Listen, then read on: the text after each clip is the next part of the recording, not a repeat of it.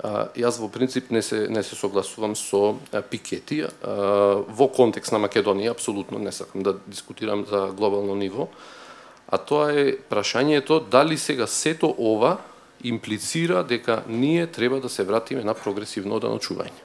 Го критикував рамниот данок во контекст на нееднаквоста, а реков дека можеби е добар во контекст на бизнис климата. Дали треба да се вратиме на прогресивно оданочување, мојот став е не. Прво, од да кажеме фискална перспектива.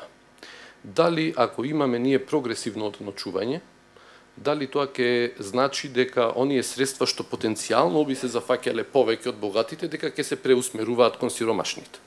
Не би рекол. До сега јас не сум видел таков политички комитмент на било која влада да тоа го прави. Гледате, тоа се случува и сега.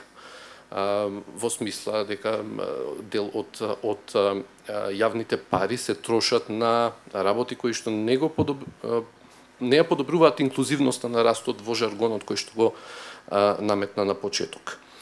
Второ, да кажеме од политичка перспектива.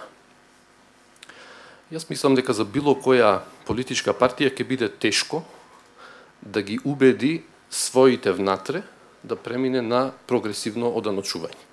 Зошто? Затоа што тие луѓе што се погоре на скалата на доходот, всушност се тие луѓе што се политичка елита.